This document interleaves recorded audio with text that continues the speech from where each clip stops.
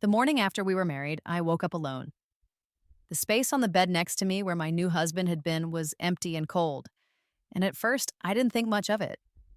I imagined he might have gone out to get us breakfast, or perhaps he was planning some kind of sweet surprise, the sort of thing you see in romantic movies. But as the hours stretched on with no sign of him, a feeling of unease began to creep in.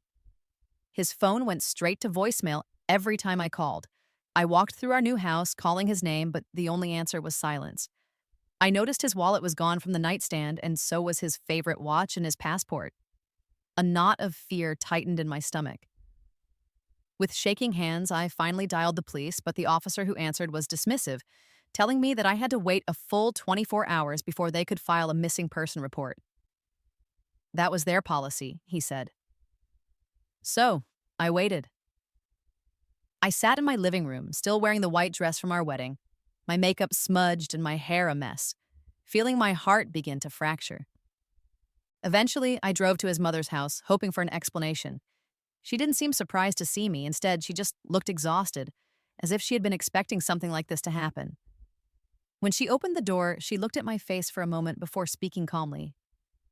Maybe now you'll finally realize that it was never you. I didn't understand what she was trying to tell me, not at that moment.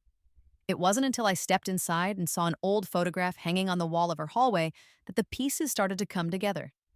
It was a picture of Mark, my husband, with his ex-girlfriend Chloe.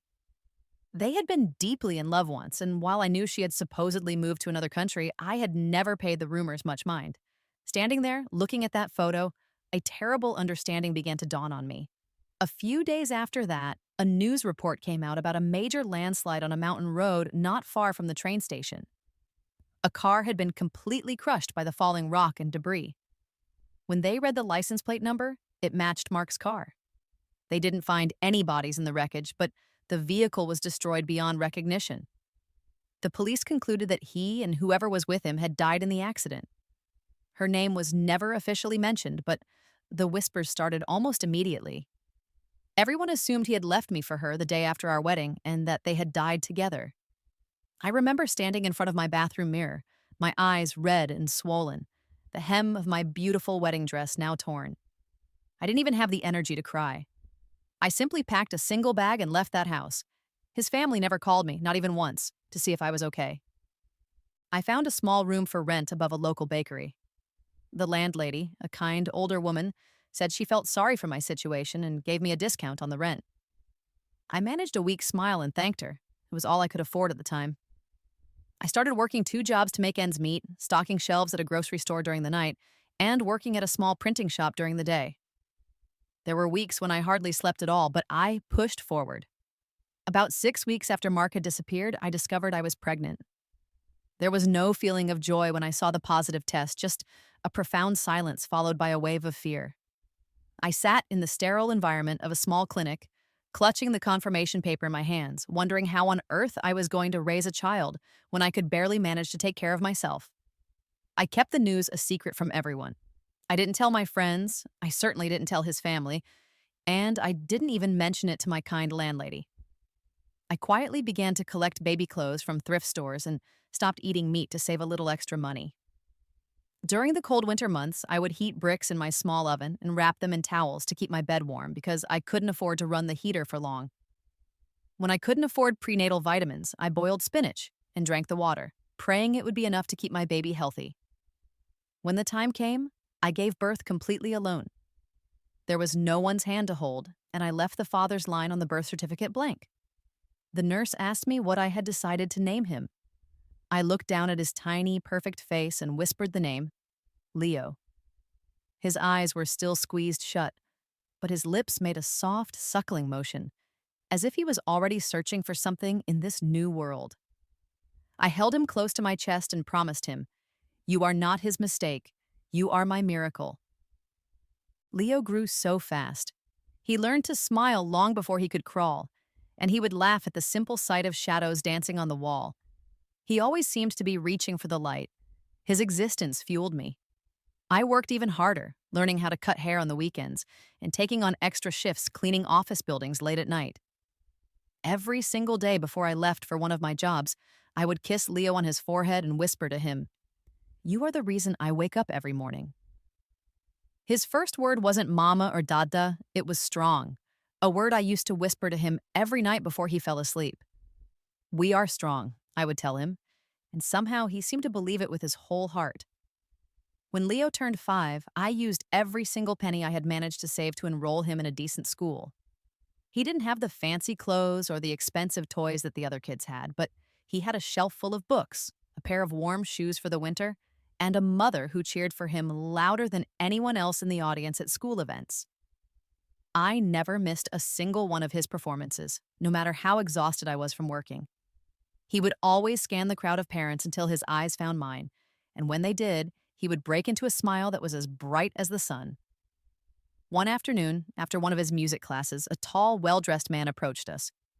He complimented Leo on his piano playing and asked me where he received his training. I smiled and told him the truth.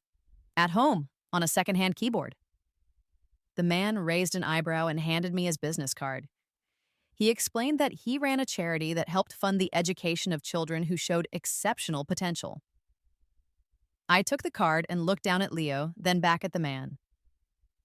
His name was David.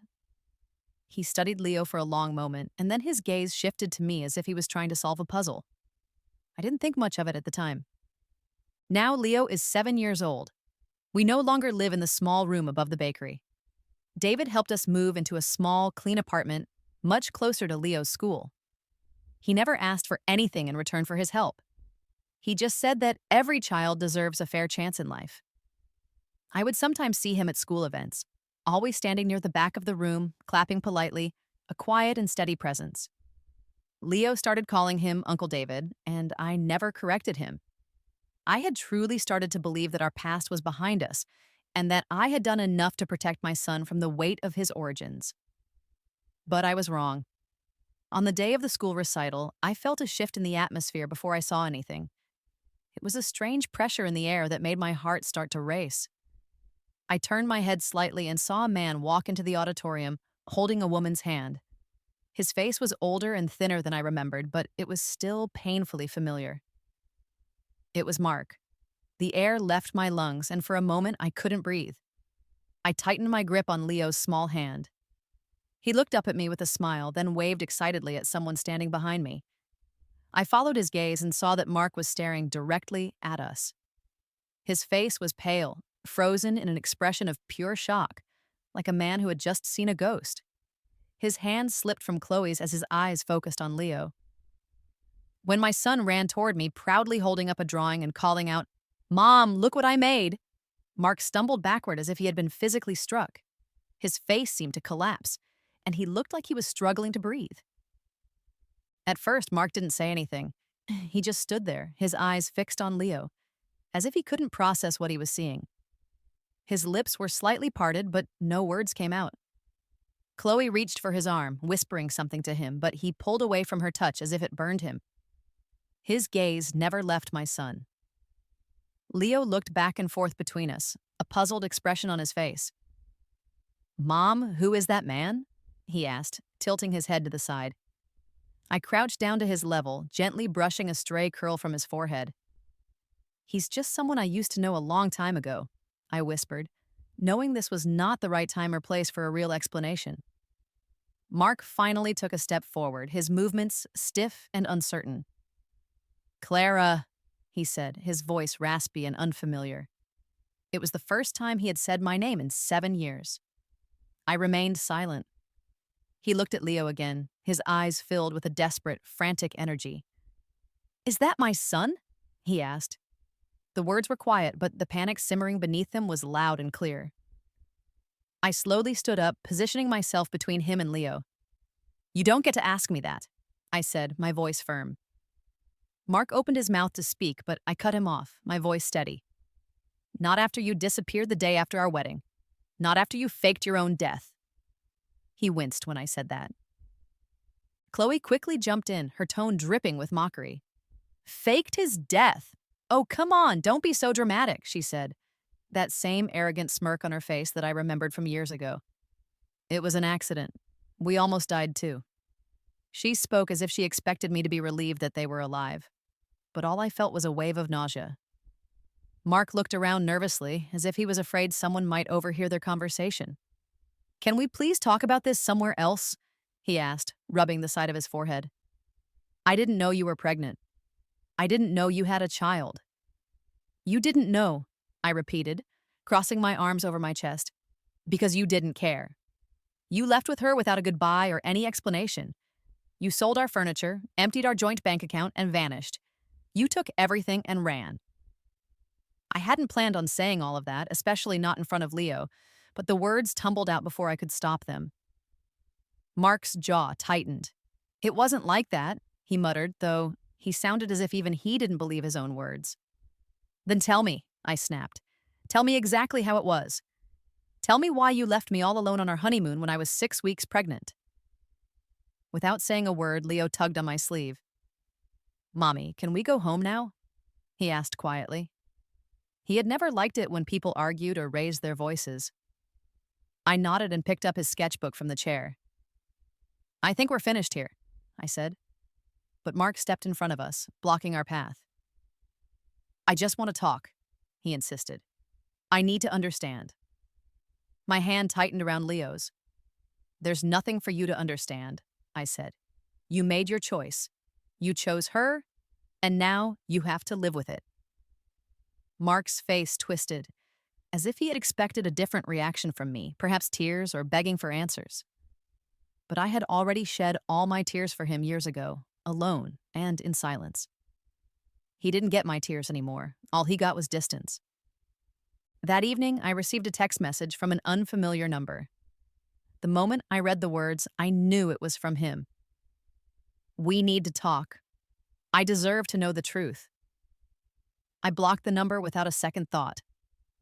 The next day, I saw him again. He was waiting outside Leo's school, leaning against a car with his arms crossed, his eyes scanning the face of each child that came out of the building. My heart began to pound in my chest. I pulled Leo close to me and started to take the long way around the parking lot, but he spotted us. He raised his voice loud enough for other parents to turn and look. Clara! We need to talk about the boy. I didn't stop walking. I didn't even glance in his direction, but inside I was shaking. That night, I called David. I didn't tell him every single detail, just enough for him to understand the situation. His voice on the phone was calm but firm. If he comes near you or your child again, I'll take care of it, he promised. You don't have to face this on your own. For the first time in days, the knot of tension in my chest began to loosen, and I finally fell asleep without waking up from nightmares. The next morning, Mark returned to the school, but this time, Chloe was with him. She wore the same bored, detached expression, as if this whole situation was a minor inconvenience to her. You're being ridiculous, she said as I walked past them. Mark has a right to know what happened. You're not some kind of saint, Clara. I stopped and turned to face her. You're right, I said quietly. I'm not a saint. But I also didn't fake my own death and run away with someone else's husband. So, if we're keeping score, I think I'm still ahead. Mark quickly stepped between us. Don't talk to her like that, he said, almost instinctively. Then he blinked, as if surprised by his own words. Excuse me? Chloe said, her voice cracking slightly. He ignored her completely, his eyes locked on me again. He's mine, isn't he? He asked. I didn't say anything. Mark reached into the inside pocket of his coat and pulled out a folded piece of paper. Then let's settle this, he said. I want a DNA test. The words made my skin crawl, not because I had anything to hide, but because he seemed to believe that biology alone gave him rights he had done nothing to earn. I took the paper from his hand, glanced at it, and then crumpled it into a ball. Fine, I said coldly. You want a test, you'll get one. But don't you dare come back here thinking that a piece of paper makes you a father. 3 days later, the results of the DNA test arrived. It was positive. Mark was Leo's biological father. But when he showed up at my apartment with the envelope in his hand, he didn't look victorious. He looked cornered, as if he had secretly been hoping for a different outcome. Chloe wasn't with him this time. He stood alone on my doorstep, holding the results like a death sentence. He's mine, Mark said softly. I knew it. I crossed my arms. You mean now you know, but he is not yours. You don't get to just show up after 7 years and pretend that none of that time ever happened. Mark stepped closer, his eyes searching my face. I want to be in his life. I want to make up for everything. A quiet, tired laugh escaped my lips. Now? Now you want to be a father? After all this time? I shook my head. He already has a father figure. One who tucks him in at night, helps him with his homework, and claps the loudest for him at his school plays. And that man didn't leave. Mark's face darkened. You mean that David guy, the charity sponsor? His voice started to rise. You let another man raise my son? I kept my own voice steady and even. No, I raised our son.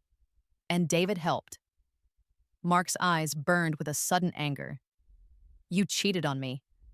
I looked him directly in the eye. You abandoned me. And now you think you're owed something? You don't get to play the victim in this story. His anger boiled over, and he slammed his palm against the wall next to my door. I will go to court, he threatened. I will take him from you. I stepped forward, locking eyes with him. Try, I said. I dare you. There was a thick, dangerous silence between us. Then a small voice came from the hallway behind me. Mom? Leo was peeking around the corner, his eyes wide with worry. I turned quickly, forcing a calm smile onto my face. It's okay, sweetie. Go back inside. I'll be right there. Mark tried to move past me, but I stepped in his way again. You already ruined one life, I said quietly. You don't get to ruin his, too. I shut the door in his face. On the other side, I could hear him breathing heavily for a moment, and then the sound of his footsteps walking away. I waited until the hallway was completely silent before I sank to the floor.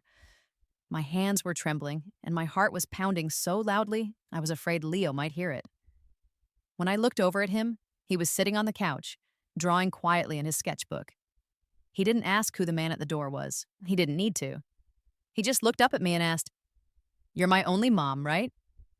I smiled and nodded. Always. But deep down, I knew this was far from over. The next morning, I went to see my lawyer. It wasn't a step I wanted to take. I didn't want to drag Leo through a court battle, and I didn't want to reopen wounds that I had worked so hard to close. But Mark had made it clear that he wasn't looking for a peaceful resolution. He was looking for control. And I was not about to hand over my son to a man who had vanished without a trace. My attorney, Mrs. Davis, was a calm and professional woman. She reviewed the documents I had brought with me, asked simple, direct questions, and took careful notes. When did he disappear? She asked. He's been gone for 7 years, I explained. No calls, no letters, no contact of any kind. She nodded. In that case, you were legally eligible to have him declared presumed dead after 2 years. Did you ever file for that? I shook my head.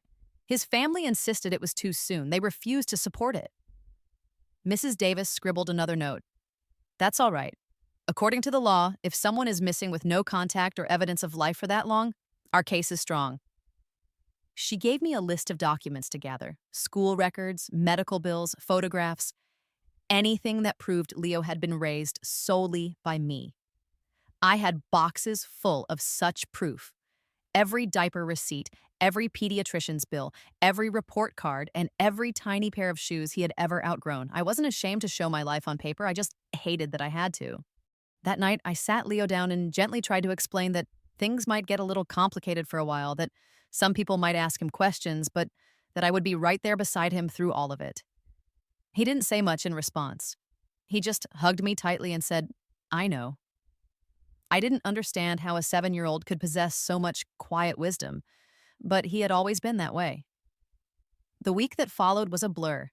Papers were officially filed, and Mark's lawyer began sending letter after letter, accusing me of parental alienation, demanding immediate visitation, and claiming I had lied about his death. It would have been laughable if it wasn't so cruel.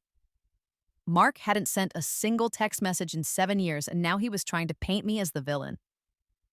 Then Chloe started showing up again, sometimes lurking outside Leo's school, sometimes just standing near our apartment building. She always wore dark sunglasses, and she always just stared, like she was watching a play and waiting for the final dramatic twist. One afternoon, Leo came home from school and handed me a folded piece of paper he'd found in his backpack. It was a poorly photocopied picture of Mark and Chloe holding hands on a beach somewhere, looking relaxed and happy. On the back, written in messy handwriting, were the words, "This is where your mom said we died." My hands began to shake as I read it. Who would do something like that to a child? Who would use guilt as a weapon against a 7-year-old? I called David that evening, and he arrived within minutes. I handed him the paper, and he read it silently before setting it down on the table. "They're escalating," he said, his tone even. I nodded. "They want a reaction. They want me to make a mistake." David's voice was steady. "Let them keep pushing. But from now on, you're not alone. I'll make sure they don't get near you or Leo again." I studied his face for a long moment. "Why do you keep helping us?" I asked. His eyes softened. "Because I've never seen anyone fight for their child the way you do," he said quietly. "And because Leo deserves better than the chaos they're trying to drag him into." The next morning, there was an early knock on my door. It was the police. Mark had filed a motion for an emergency visitation, claiming I was denying him access to his son and that Leo's emotional development was at risk. I actually laughed when I heard that. It was an honest, startled laugh. I had raised Leo entirely on my own for 7 years. He was a kind, polite, smart, and stable child. If anyone had endangered his development, it was the man who thought a strand of shared DNA gave him a free pass to fatherhood. The court hearing was scheduled quickly. The judge was a tall, no-nonsense woman who looked like she had very little time or patience for theatrics. Mark sat at one end of the courtroom with his attorney, dressed in a well-fitted suit that I was certain someone else had paid for. Chloe wasn't there, but her name came up almost immediately. Mark's lawyer painted a dramatic picture of a grieving husband, a man who had suffered a terrible trauma, been misidentified as dead, and had finally returned home, only to find himself replaced. When it was our turn, Mrs. Davis stood beside me, her presence radiating a quiet strength. She handed the judge document after document, hospital records, utility bills, school forms, and pediatric reports, all under my name. She presented old news clippings about the landslide and copies of the messages I had sent to Mark's last known contacts in the weeks after he disappeared. She didn't just prove that I hadn't hidden Leo from him, she showed that I had begged for help in finding him, even after he had left me. Then came the DNA test. Mark's lawyer held it up like a trophy. "This is proof," he declared. "Undeniable proof." Mrs. Davis didn't flinch. "Yes," she said calmly, "it is biological proof. But parental rights are not granted by blood alone. They are earned through care, presence, and consistency.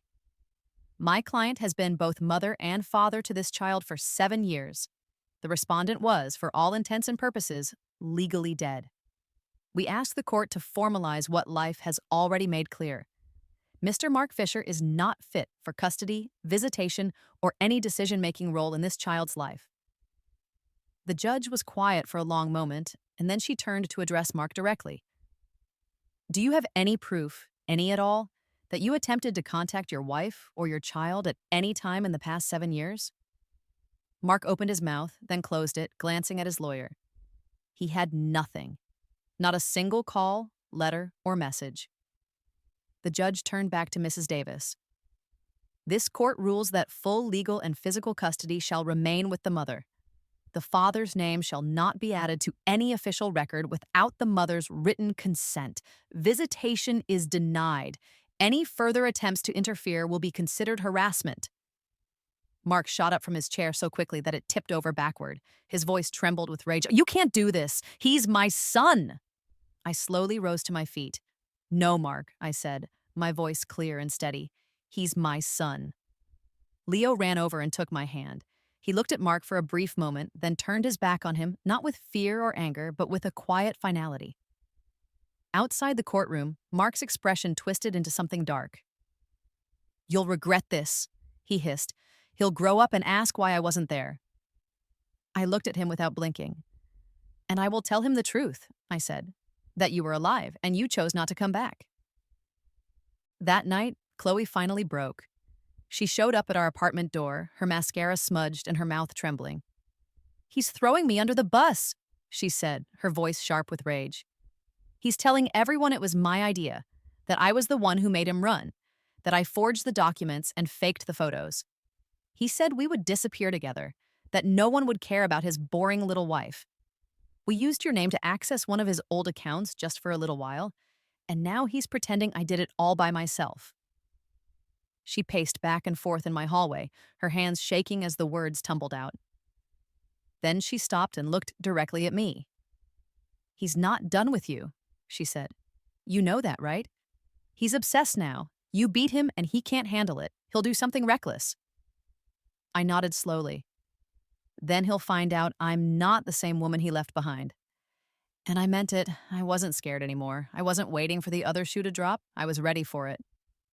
Mark kept his distance for a few days after the court ruling, but I knew better than to believe it was over. Men like him don't accept consequences. They let their anger fester, they make plans, and they wait for you to get tired enough to lower your guard. But I wasn't tired anymore. I was wide awake and watching. I kept our daily routine exactly the same. Drop Leo at school, go to work, come home. But now, there were quiet eyes watching over us from a distance. David had discreetly assigned 2 members of his security team to follow us, just in case. I hadn't asked him to do it, but I didn't refuse the help either. David said it wasn't charity, it was insurance. One evening, as I was walking Leo home from his piano class, I noticed a black car turning slowly around the corner. I instinctively guided Leo a little closer to the wall of the building and quickened our pace. The car stopped at the end of the alley, and the window rolled down just enough for me to see Mark's face. I didn't stop walking. "We have nothing to talk about," I said firmly, but he wasn't speaking to me. His eyes were fixed on Leo. "Do you even know who I am?" Mark asked, his voice low. Leo didn't answer, he just squeezed my hand tighter. Mark leaned forward slightly. "I am your real father, Leo. You deserve to know the truth." I turned then, stepping between them. "Do not say his name again," I said sharply. Mark's face twisted with frustration. "I am not the villain here. I was tricked. Chloe told me you were cheating, that the baby wasn't mine, that you were planning to leave me first." I shook my head slowly. "And instead of asking me, you ran off with her," I replied, keeping my voice calm. "You didn't even wait 24 hours after our wedding. You didn't just leave, you emptied our bank accounts. You took everything, and now you want to rewrite history as if you were the one who was wronged." His anger flared. "You're just bitter because he calls someone else dad now." I didn't respond. Mark opened his car door and stepped out onto the sidewalk. "You think this is over? That courtroom was a joke. I'll file again. I will keep filing until I win. I will never stop." That was when a second car pulled up quietly behind his. David stepped out, dressed in a suit as if he had just come from a business meeting. He saw Mark and his whole demeanor changed, his face calm and unreadable. "Of course," Mark sneered as soon as he saw him. "The rich boyfriend shows up. This was your plan all along, wasn't it?" David walked over and stood beside me. He didn't even glance at Mark at first. He looked down at Leo. "Hey, champ," David said gently. "How was class today?" Leo nodded, still holding my hand tightly. "Good. I played the song you helped me with."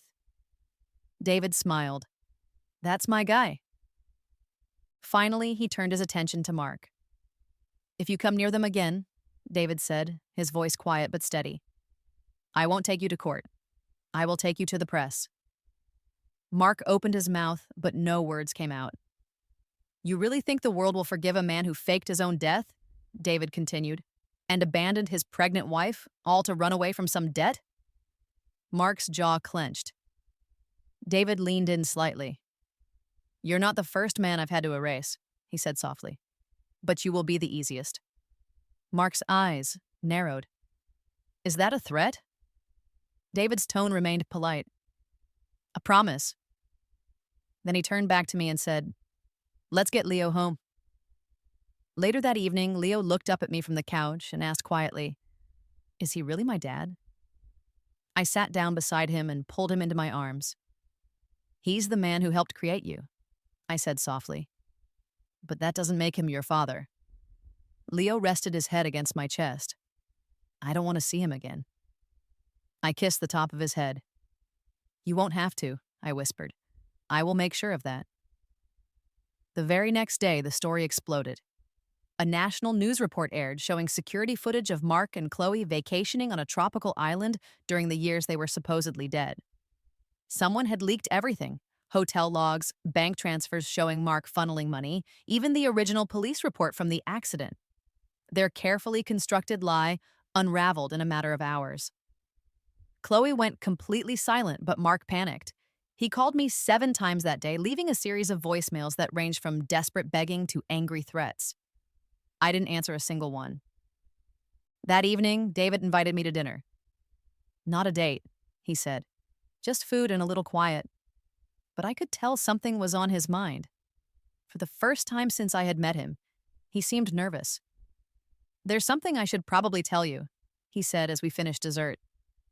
I looked at him calmly. You already know I'm not easily shocked. He took a slow breath. The man who helped me start my charity when I was younger, he's a federal prosecutor now. I've already given him everything I have on Mark and Chloe. I didn't want to do it without telling you first, but they committed serious fraud. I was silent for a moment, letting the information sink in. Then I nodded. Good, I said. Let them face the consequences. A wave of relief washed over David's face. I just didn't want to take the choice away from you. I reached across the table and took his hand. You didn't, I said softly. You gave me one. A week later, Mark was arrested at a gas station just outside the city. He had been trying to leave the state. His face looked pale and hollow in the mugshot that was plastered all over the news. Chloe was taken into custody on the same day. She didn't cry or shout, she just looked tired. The story went viral. People I hadn't heard from in years reached out to apologize. Neighbors who had once believed Mark's lies dropped off letters at my door. Even his own mother issued a public statement, distancing herself from everything he had done. But none of that really mattered. What mattered was the peace that finally returned to my home, the silence that no longer felt heavy with dread, and the nights Leo slept through without waking up from fear. Just when I thought the past was truly behind us, a letter arrived. It was from Mark, handwritten from jail. The ink was shaky, the words unsteady. He said he was sorry, that he had been a fool, and that he had lost everything that ever mattered. He begged me for just one chance to see Leo, just once, to try and explain. I folded the letter gently, placed it in a drawer, and never opened it again. I never showed it to Leo, and I never responded. Some doors are better left closed forever. But the final twist came when I least expected it. A few days later, my phone rang. It was David, his voice quick and breathless, with an excitement I had never heard from him before. I need you to meet me, he said. It's not bad, I promise. Just come. I hesitated for a moment, then agreed. When I arrived at the address he gave me, he was standing in front of a small, prestigious music school. The sign above the door was old but clean, and the windows were filled with posters of children holding various instruments. What is this? I asked, confused. David smiled. A scholarship, he said. A full ride for Leo. They saw the video from his recital. They want to train him professionally. I stared at him, unable to believe what I was hearing. You did this, I said. He just shrugged lightly. I opened the door. He's the one who has to walk through it. Tears came to my eyes before I could stop them. All the sleepless nights, the constant worry, the scraping by, the self-doubt. Suddenly, it all felt worth it. That night, Leo ran to me, waving the acceptance letter in his hands as if it were made of solid gold. Mom, I made it! He shouted. I picked him up and twirled him around in my arms, laughing through my tears. Yes, baby, I said. You made it. And for the first time in 7 long years, I felt like I had made it too.